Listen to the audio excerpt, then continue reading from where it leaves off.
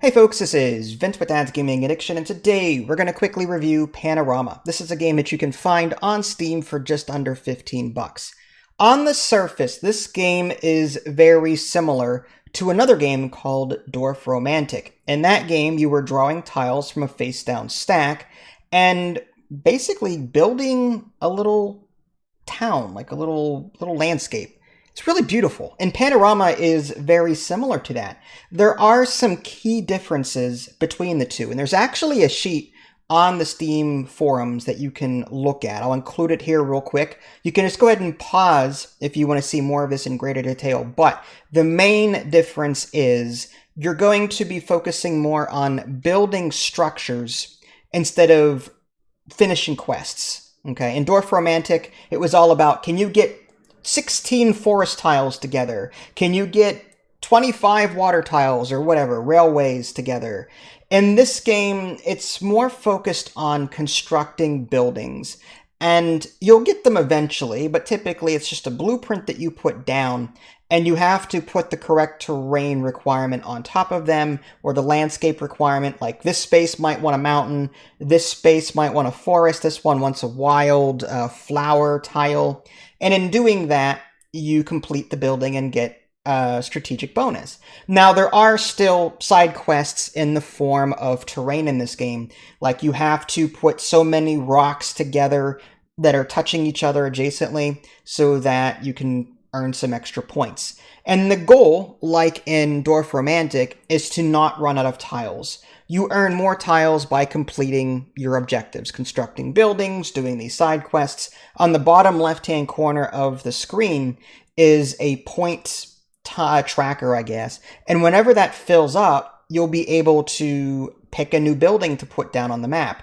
That might be, a hillside cottage or an orchard. Each one will require specific terrain tiles to put down. And it's your job to fill those in order to get the extra points in doing so. And of course, strategically placing it in such a way where it kind of conforms already with the environment. You can even put the building on top of existing, or the blueprint on top of existing tiles if you want to. That way it saves you time. But you'll find familiar terrain tiles in this game in the shape of farms. There's housing, there's rocks, there's forests.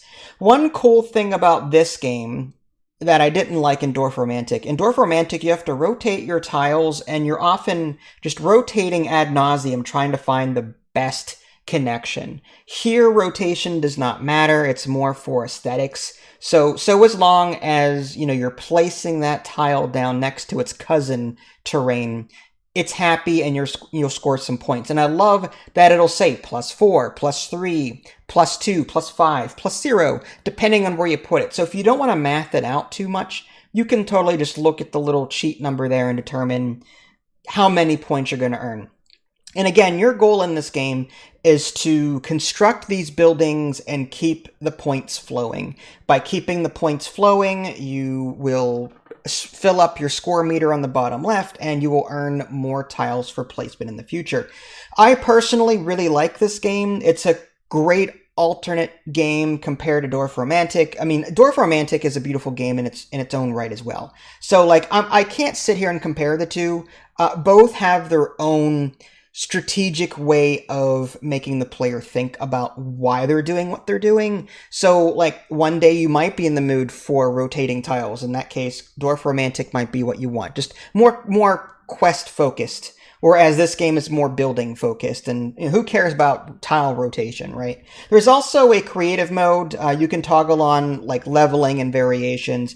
As far as I can tell, this is simply for, sandbox palette editing. There's no scenario building here, so you can't upload your scenarios to the workshop. This is more just hey, this looks nice, and then that's the extent of that. Do I recommend this game? In short, yes, I do. For 10, 15 bucks, whatever it is at this point in time, it's definitely worth it. If you like Dwarf Romantic but wanted something slightly different, then you can do no wrong checking this out. All right, well, this is Vince. Thanks for watching, and I will catch you all next time. Take care.